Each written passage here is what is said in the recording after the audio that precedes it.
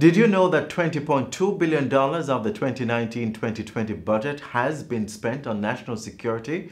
That's right, the government is prioritizing our safety as it continues the quest to achieve First Nation status by the year 2030. While those investments are being made, you too can help the police fight crime. Call Crime Stop at 311 or the Jamaica Defence Forces tip line 876-837-8888. We all must play our part to make Jamaica the place of choice to live, work, raise families, do business, retire, and of course, feel safe in paradise. Your Jamaica Magazine program continues with a word of advice, followed by the news. Stay with us. Protect yourself from the flu virus. Visit your nearest health center or doctor to get the flu vaccine. Cover your mouth and nose when coughing and sneezing. Wash your hands regularly with soap and water or by using an alcohol-based hand sanitizer. Avoid the spread of germs by not touching your eyes, mouth, or nose. And be sure to regularly disinfect surfaces and objects that are used often. Remember, your health is your responsibility.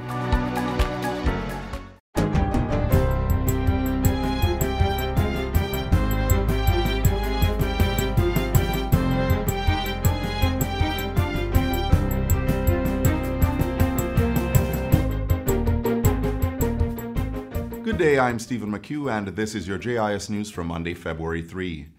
Jamaica is still reporting no case of the novel coronavirus in the country. On Saturday, the Ministry of Health and Wellness dispelled reports that a patient who presented at the Atabey hospital may have had the virus.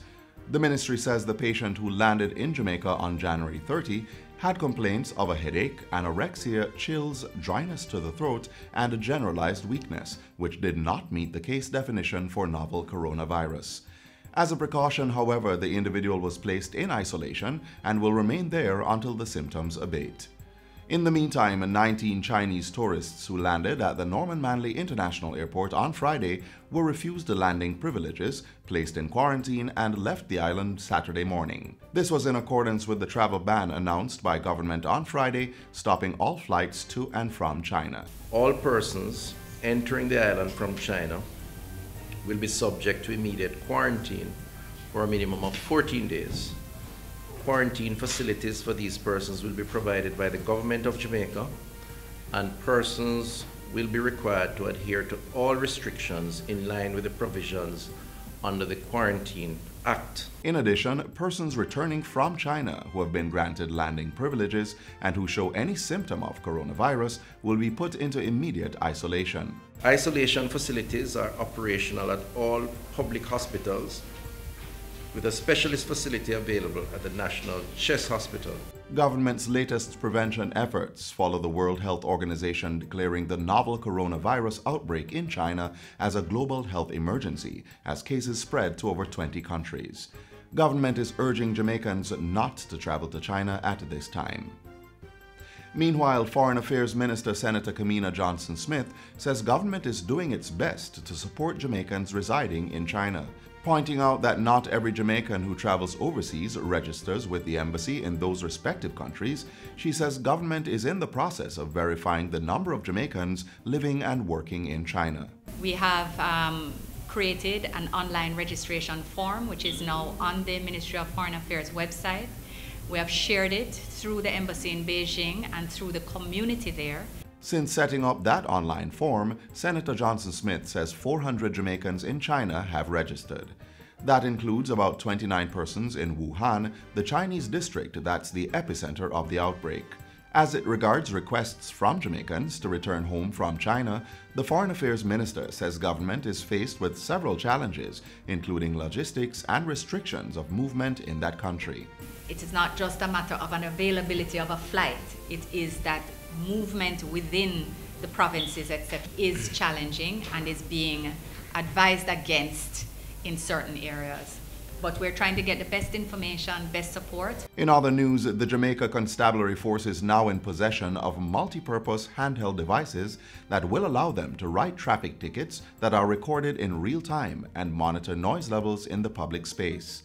During last Tuesday's sitting of Parliament, National Security Minister Dr. Horace Chang revealed that 100 of the devices were already operational and another 1,200 had been ordered. This will now become the policeman's most important tool, not the 9mm. This is a Motorola 11X2, which has the capacity to connect with the microwave system. It has smartphone capabilities, and it will carry a decibel meter that will allow them to monitor public conduct and noise at all times of the day. In addition to being connected to the traffic ticketing system, the device has direct connection with the police database. This will allow the police to identify and apprehend wanted persons. In the meantime, Minister Chang says the installation of CCTV cameras in major towns have been completed. CCTV monitoring centers have been upgraded, and by April, the force will be expanding its video storage and processing servers to handle video feeds. Outdated CCTV cameras installed prior to the Jamaica Eye project will be replaced in the coming weeks. We've also been installing additional CCTV cameras in high-priority strategic locations across Kingston, Maypen, Otrels, Gabriel, Montego Bay, and Montego. Meanwhile, the JCF now has a facilities management program that will assist the force in maintaining its infrastructure. The maintenance program called iRequest will record the needs of police stations in real time. But critically, even the minister or the commissioner can monitor the track of what's happening.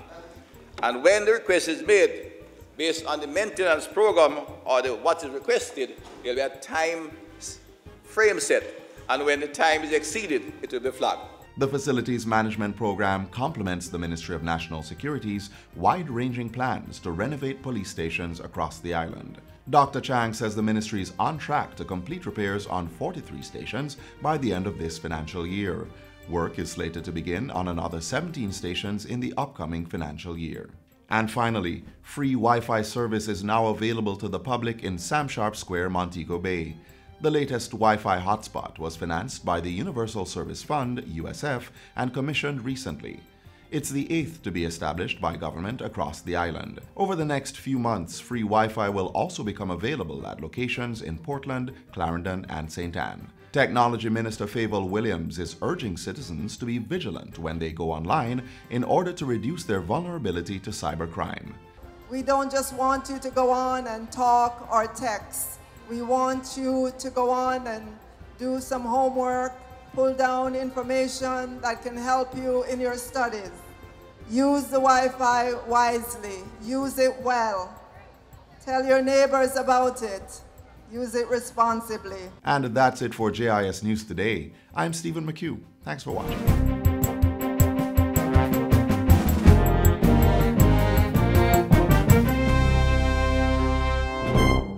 It's the first week in the month when we celebrate our island's #1 cultural export, reggae.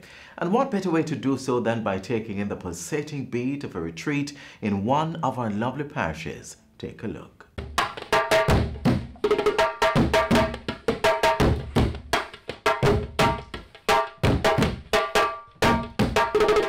About Woodside, let me start by telling you that Woodside is my heart.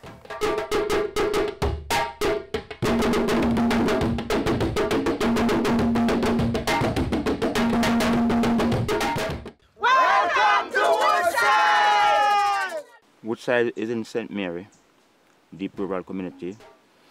Approximately around 1,000 people living in Woodside. Mostly middle age. It's a farming community. Woodside is really a warm and a friendly environment and a very peaceful community. As people coming into Woodside, you can just expect fruits, you name it, country. It's country stuff, you know. And then you can expect history and culture. So we have students come here on tours, university students and visitors, people doing history, doing research and like family tree, you know, and some of them find out back their family were right back here from Woodside, from this very plantation here. This plantation was one of the largest plantations of coffee growing in this region in the days of slavery. We have 4 historical sites here that are protected by the National Heritage Trust. It is the former great house of the slave master. Steps down here, those are steps which were carved out by the Tainos.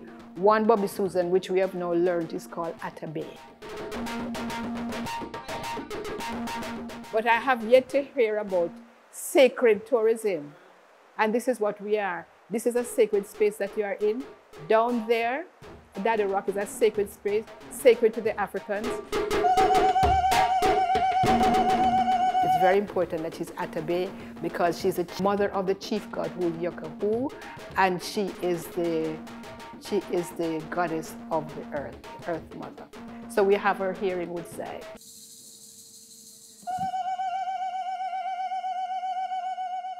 And there's steps here that are sacred to the Taino.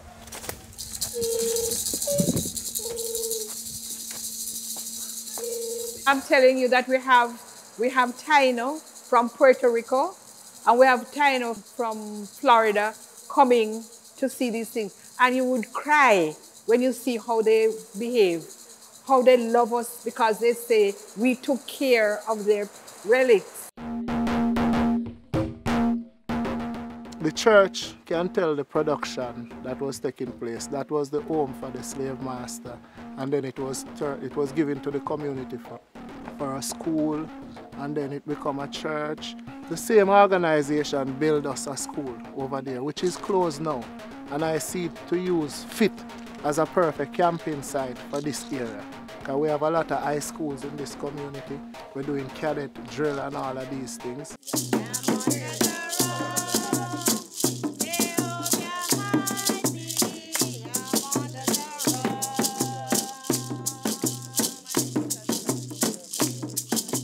Back then we was told that here was the era where the slave used to plan their escape.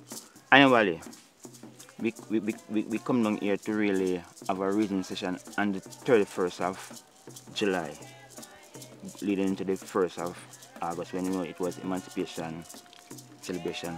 The slave would come here to really discuss their own private business, leading up to that impending event that will be the Emancipation celebration. So we find it possible that annually we'd come here, have a reading session. These plaques here bear the name of some of our slaves that were here on the plantation.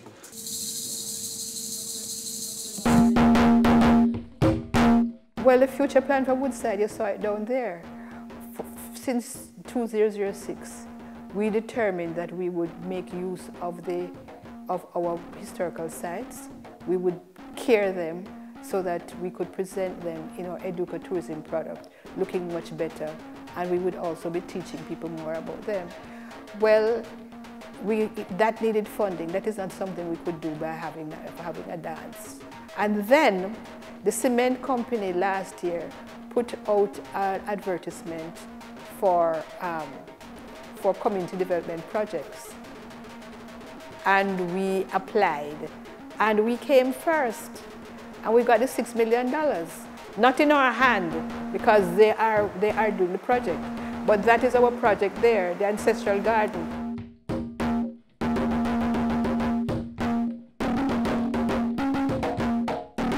So we can have visitors who come here and then we exchange, cultural exchange, we can exchange with food, we can share with rivers we have here, and different, we have caves and all of this. So here in Woodside, really, it's environmentally friendly.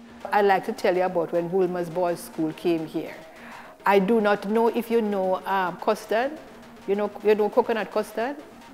Well, they got roast yam and coconut custard, and they were all, wow, we want more, what we want. Tell us how to make this. We want our mother to make. You can imagine mother making in Kingston, mother making this for Woolmer's children. But anyhow, that's the kind of excitement that comes with coming here.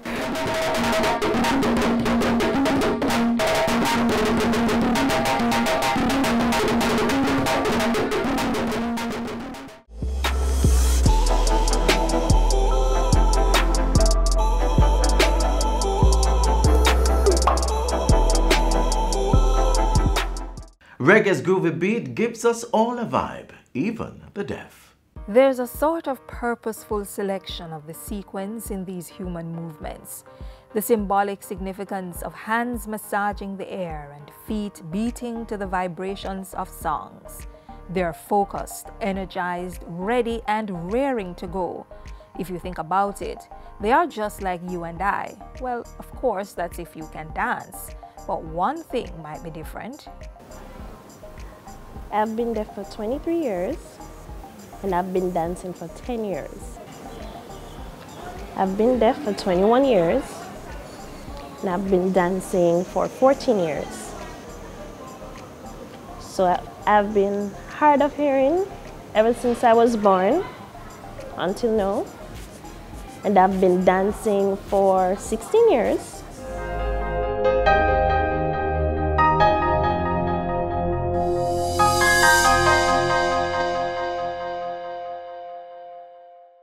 Yes, persons like Christoph, Kimberly, and Damani dance.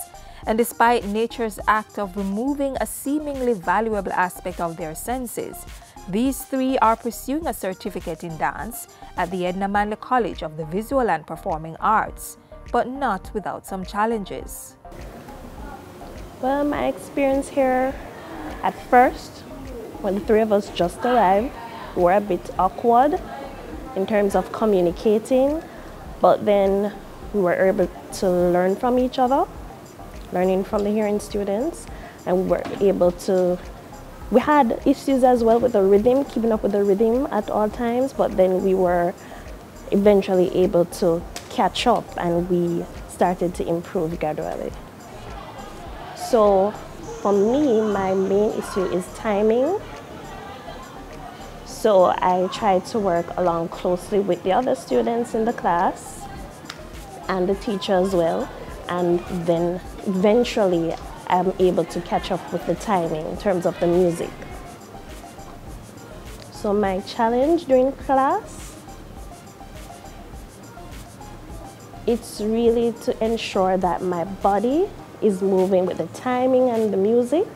Deaf dancers do move on the beat and in one accord with the rhythm, but the surprising element in this for most persons is just how are they able to, or even why did they choose dance? I hear a little of the music and I can feel the vibration on the floor as well. So it's not that bad for me. So I use that method throughout. With his sense of touch heightened through his loss of hearing, Damani can interpret the music through the vibrations he feels. Deaf dancers are visual learners, so for them, their instructors sign the moves or the counts. While other dancers are busy remembering the details of the moves, those like Damani, Kimberly, and Christoph are counting, keeping time, and watching keenly what their hearing peers are doing so they can interpret the steps.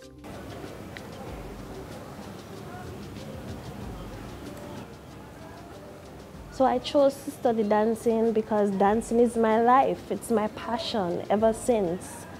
So I want to learn more and more about dancing. I don't want to give up. I don't want to stop. I want to continue.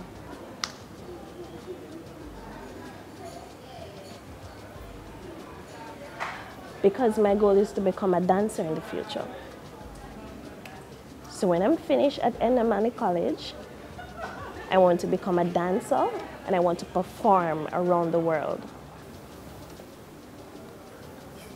So my goal is to become a dance teacher so that I can empower younger deaf children who really love dancing and empower them so that they can, be as good as I am. It's their turn. But for acting dean at the School of Dance, being deaf is not the biggest obstacle for becoming a great dancer. I don't want to describe what we have as challenges. I want to describe them as opportunities to learn. But fundamental to dance is the ability to demonstrate and for the dancer to use their eyes and observe and learn the experience in a visual way and then demonstrate what it is that they have been taught. I think one of the interesting things about the deaf students is that their other senses are heightened.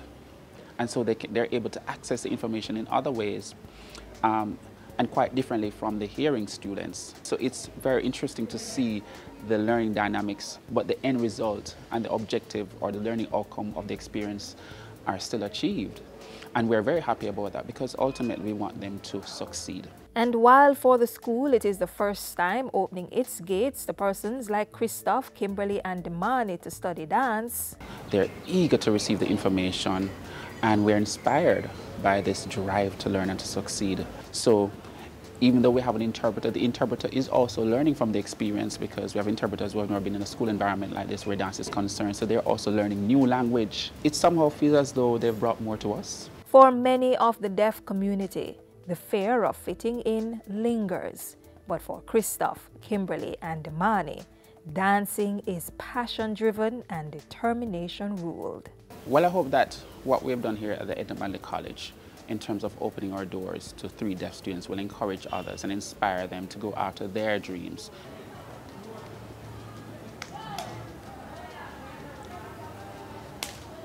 So I remember in high school,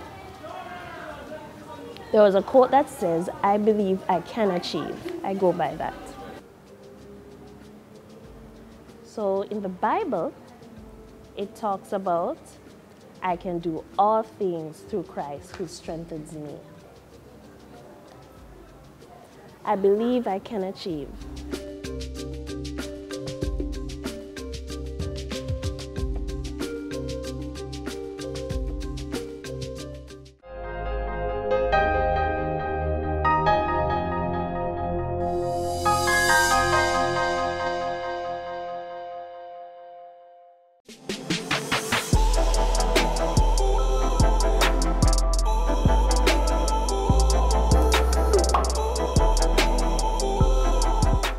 There's no better time than the present to make your mark and fulfill your long-held desire of being your own boss. International firm Fitch has affirmed the government of Jamaica's long-term foreign currency issuer and local currency issuer default rating at B+, and revised the outlook from stable to positive.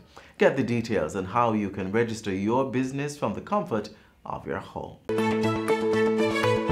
Transformation is about creating a public sector that can adapt to a radically changing environment to meet the needs of the 21st century citizen. And that's exactly what the Public Sector Transformation and Modernization Program, PSTMP, has been doing right here in Jamaica.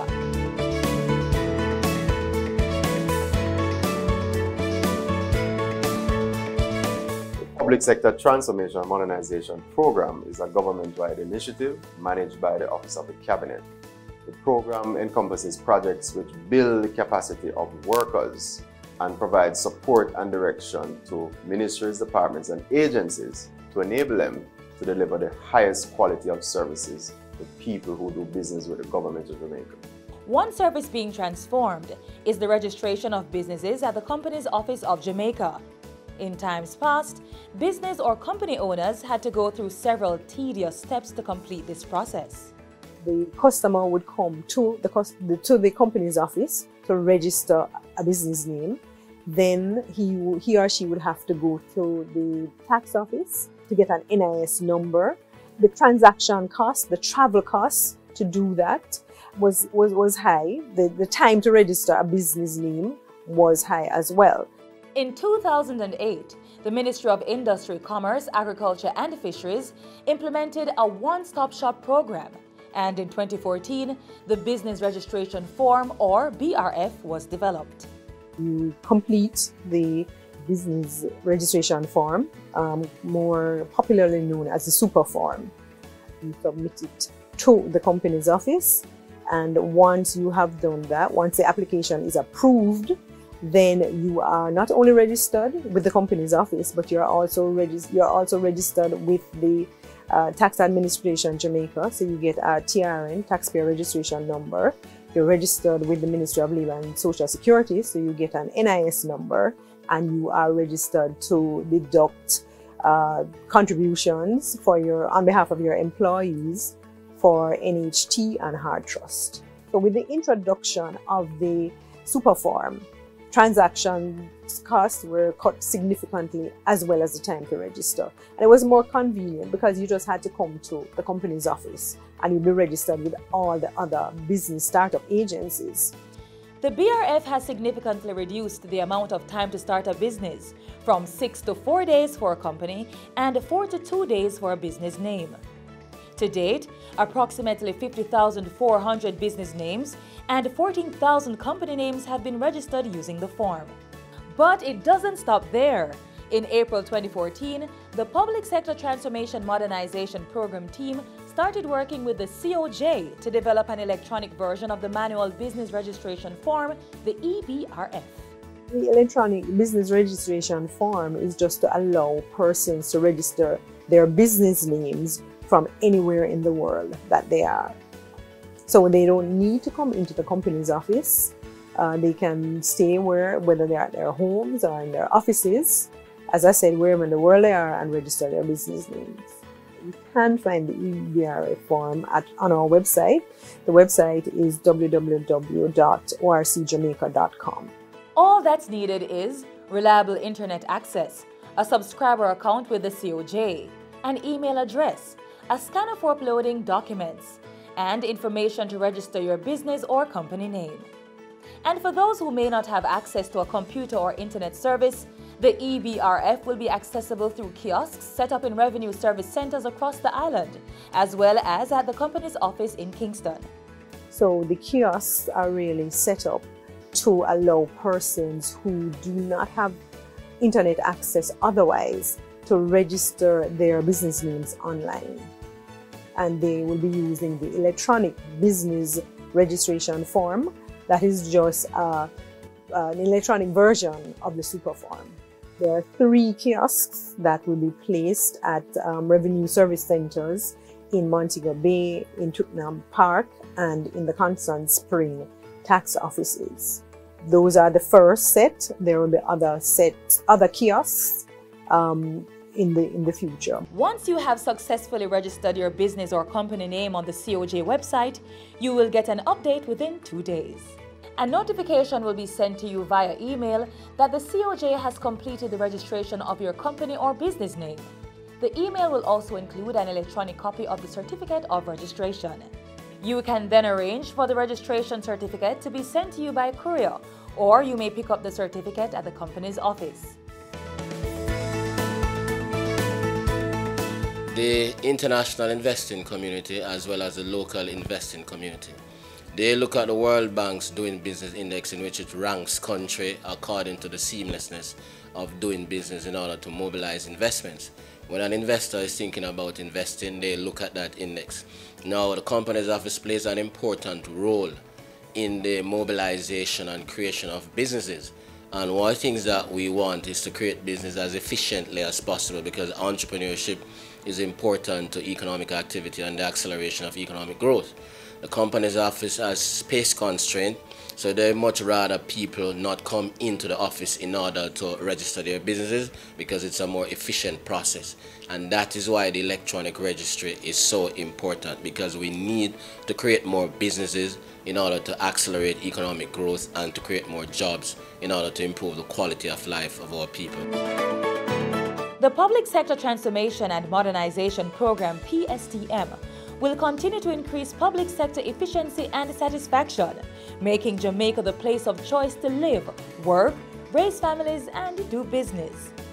The EBRF is a project of the Public Sector Transformation and Modernization Program of Government and the Company's Office of Jamaica.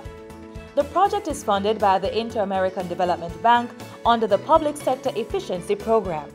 For more information on the electronic business registration form, you can go online, www.orcjamaica.com. You can email us at costsupport@orcjamaica.com, or you can call us at 908-441-9223. Register your business online, register your business from anywhere anytime. In the world. It's easy to register your business or your Register company. your business at the Company's Office of Jamaica's website, orcjamaica.com. A message from the COJ at the Public Sector Transformation and Modernization Program of Government and the Inter-American Development Bank. And that's all the time we have on the station. Be sure to connect with us online. There's our website, jis.gov.jm, or YouTube channel, and our pages on all the major social media sites. You may also download our mobile app that's smartphone compatible. On behalf of the entire team here at the JIS, I'm Adrian Atkinson. Thanks for watching.